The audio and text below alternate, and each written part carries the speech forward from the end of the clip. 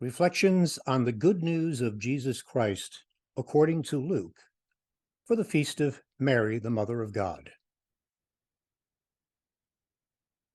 The shepherds went in haste to Bethlehem and found Mary and Joseph and the infant lying in the manger. Luke makes a special point of telling us that it was not the rich and powerful who first received word of the birth of Jesus. It was the shepherds, who were looked upon as low-class people, outsiders, even outcasts, since they could not leave their flocks to participate in the religious practices in synagogue and temple expected of every good Jew. That's why they were considered sinners by the standards of the day. But apparently that did not matter to God. It was these shepherds who received the first birth announcement delivered by no less than choirs of angels. And they found the baby in the least likely of places, a stable. No attending physician, no midwife, no health insurance. And Mary laid him not on a throne, but in a manger, which is a trough for feeding animals. And we get a hint that this baby will become food to satisfy our deepest needs. God seems to like choosing shepherds to serve as agents. Abel, Abraham, Moses, David, all of them shepherds. And then, of course, the one who called himself the Good Shepherd. I imagine then, when Jesus got old enough, Mary and Joseph told him about the amazing circumstances surrounding his birth. And so he would have learned that from the very beginning, he had a special bond with the poor, the lowly, the outcast, something that is obvious throughout his public ministry. No one is too insignificant to receive Jesus' love and attention. When they saw all this, the shepherds made known the message that had been told them about this child. All who heard it were amazed by what they had been told by the shepherds. As for Mary, she treasured all these things and pondered them in her heart. Then the shepherds returned, glorifying and praising God for all they had heard and seen, just as it had been told to them. Earlier in Luke's Gospel, after Mary agreed to be the mother of the Savior, she told Elizabeth. After the visit to Bethlehem, the shepherds told everybody they knew. When you really hear the good news, it's too good to keep to yourself. You've got to share it. That's a mark of a true disciple. Everyone is amazed, reflecting, glorifying God. No one really understands fully what happened. Faith is a day-by-day, sometimes moment-by-moment process for all of us, including Joseph and Mary.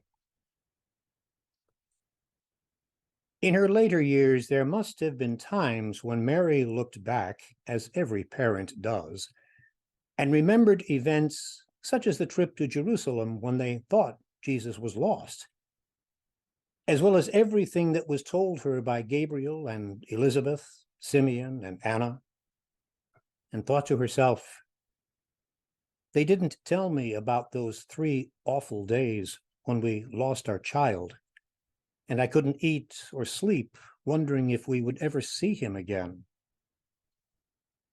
They didn't tell me that my husband would die, and that I would be left to raise our son as a single parent. They didn't tell me that the people in our town would try to kill our son. They didn't tell me that he'd be arrested, convicted as a criminal, and executed in the worst way imaginable. And again, Mary is like the rest of us. Does not every parent know the experience of not always understanding what his or her child means?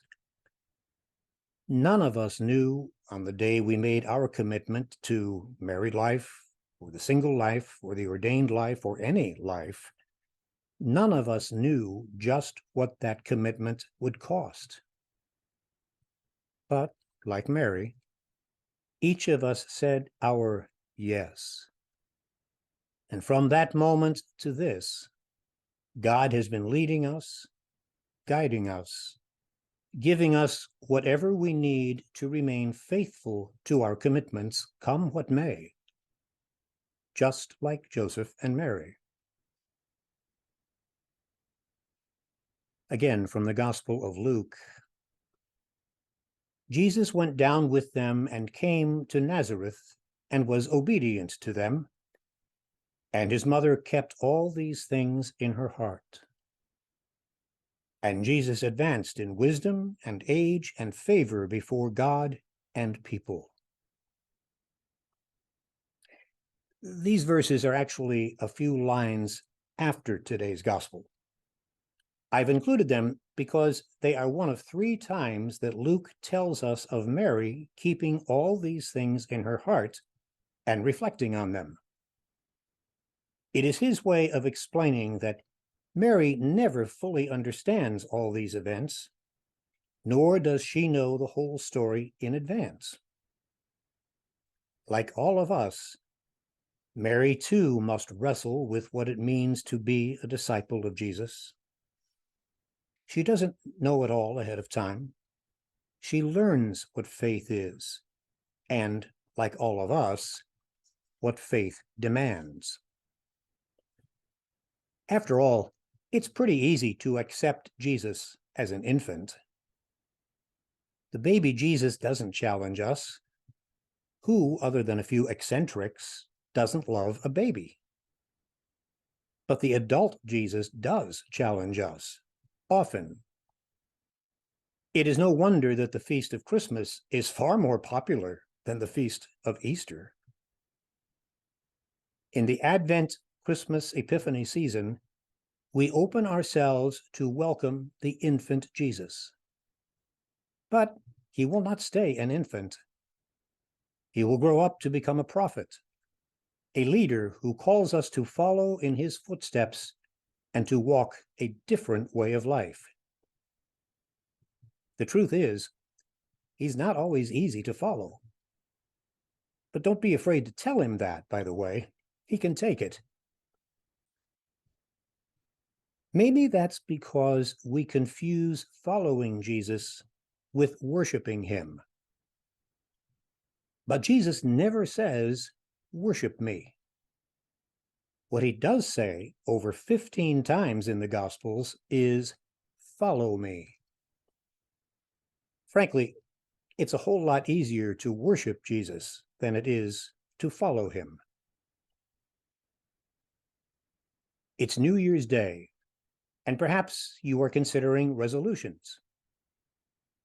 As you are writing your list, what about including some resolution that reflects your desire to follow him?